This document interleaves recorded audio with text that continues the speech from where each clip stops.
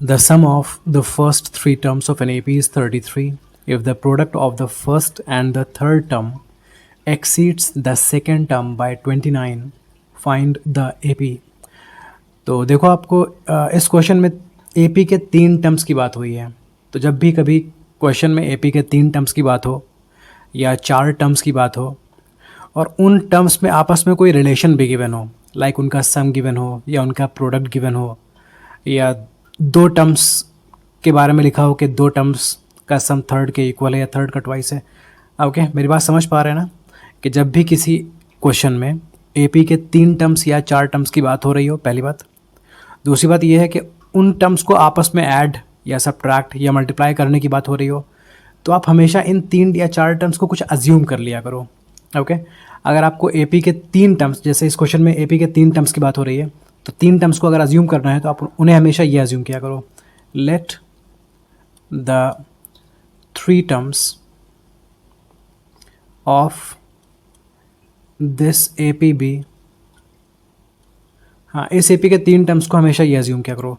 First term को ए minus D assume कर लो, second term को ए अज्यूम कर लो, और थर्ड टर्म को ए प्लस डी अज्यूम कर लो। ओके, इन टर्म्स में ए का डी का डिफरेंस है। ओके, आप देखो अगर ए माइनस डी में आप डी ऐड करोगे तो आपको ए मिल जाएगा। अगर आप ए माइनस डी में डी ऐड करोगे तो minus D plus D cancel हो जाएगा और आपको ए मिल जाएगा। देन अगर ए में डी ऐड कर दोगे तो ए प्लस डी मिल जाएगा। तो ये ए पी है क्योंकि हर बार डी ऐड हो रहा है। हमने यही क्यों अज्यूम किया है? ये इसलिए अज्यूम किया है क्योंकि अगर इन तीनों को ऐड करोगे ना, तो इन तीनों को ऐड करने में minus D plus D eliminate हो जाएगा और सिर्फ एक ही वेरिएबल बचेगा ए। तो ए की वैल्यू फाइंड करना ईजी हो जाएगा, इसलिए हमने इनको ऐसा अज्यूम किया हुआ है। अब क्वेश्चन को पढ़ते हैं। The sum of the first three terms of an A P is 33। ये जो ए पी के तीन टर्म्स हैं इनका सम 33 है। तो मैं लिखता हूँ first term plus second term plus third term, और इन तीनों का सम 33 है। थोड़ा सिंप्लीफाई करते हैं। देखो minus D plus D eliminate हो गया। इसी एलिमिनेशन की वजह से मैंने इनको ये अज्यूम किया था, क्योंकि minus D plus D eliminate होगा तो हमारा काम आसान हो जाएगा। Now A plus A becomes 3a is equals to 33, और ए की वैल्यू हो जाएगी 33 डिवाइडेड बाय 3। ए की वैल्यू हो जाएगी 11। Then if the product of the first and the third term exceeds the second term by 29।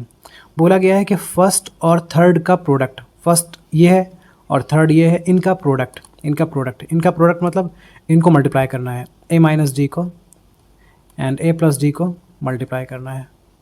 तो क्या बोला गया है? ये जो प्रोडक्ट है, this product of the first and the third term exceeds the second term by 29। Okay, second term मतलब ए से ये 29 ज़्यादा है। तो अगर ए से ये 29 ज़्यादा है तो आप 29 ऐड कर दोगे इस तरफ। अब ये कुछ स्टूडेंट्स को कंफ्यूज करता है कि सर 29 तो ये बड़ा था, आपने उधर क्यों ऐड कर दिया? तो उनके लिए मैं एक एग्जांपल दूंगा। देखो अगर मैं बोलूँ 59 एंड 30 दो नंबर्स दे दूँ, तो इन दो नंबर्स में 29 कौन सा नंबर बड़ा है? 59 बड़ा है। लेकिन मैं 59 में 29 नहीं ऐड करूँगा, मैं 30 में 29 ऐड करूँगा। तो ऐसा करने से क्या होगा? ये दोनों आपस में इक्वल हो जाएंगे। तो ध्यान देना ना, आप इस इक्वल को लगा रहे थे बीच में, मतलब इक्वेशन बना रहे थे। तो इक्वेशन बनाने का मतलब ये है कि राइट हैंड साइड में और लेफ्ट हैंड साइड में इक्वल होना चाहिए। ओके, इसी वजह से अगर एक नंबर कुछ बड़ा है तो आप उसके ऑपोजिट में कुछ ऐड करोगे ताकि इक्वेशन बन जाए। ओके, आई होप ये क्लियर है। अब इसको सिंप्लीफाई कर लेते हैं, लेकिन सिंप्लीफाई करने से पहले आपको ए की वैल्यू मालूम है, आप उसे कॉपी कर सकते हो। यहाँ पर आप ए माइनस डी की जगह लिख सकते हो 11 minus D multiplied by 11 plus D is equals to 11 plus 29। Okay, अब 11 माइनस डी 11 प्लस डी को मल्टीप्लाई करोगे तो आपको मिलेगा 11 square minus D square, 11 square minus D square.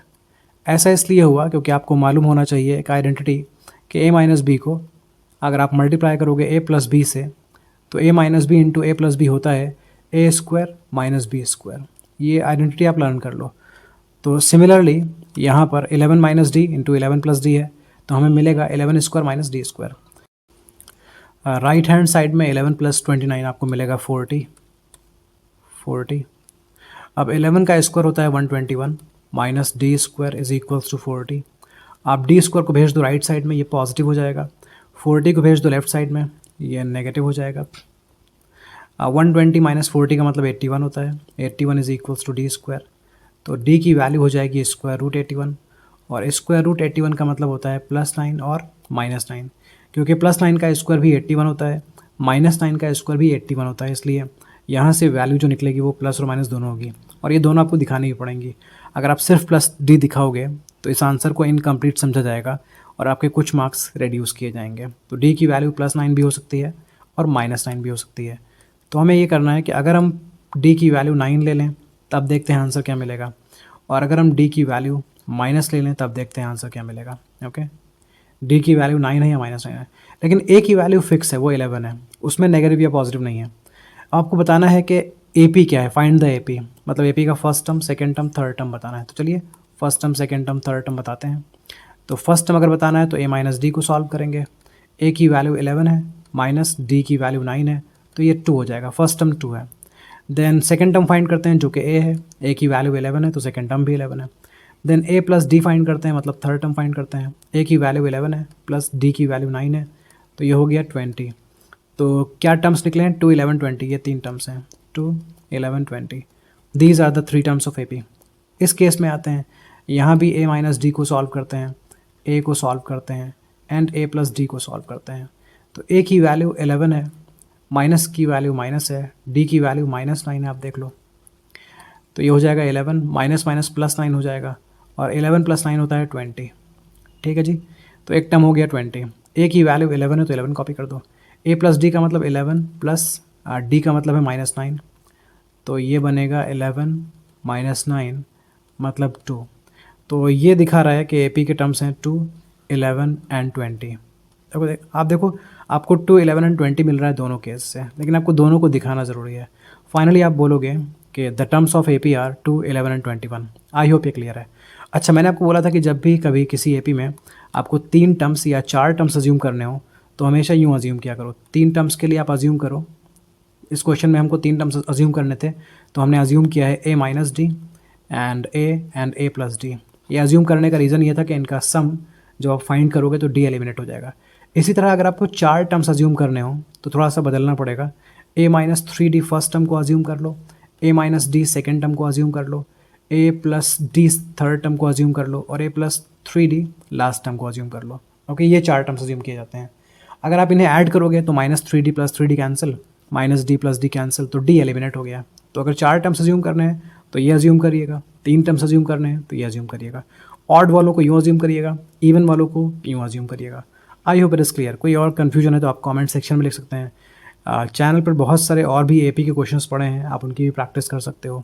कोई डाउट है आपका तो आप कमेंट सेक्शन में लिख सकते हो, I will solve that for you.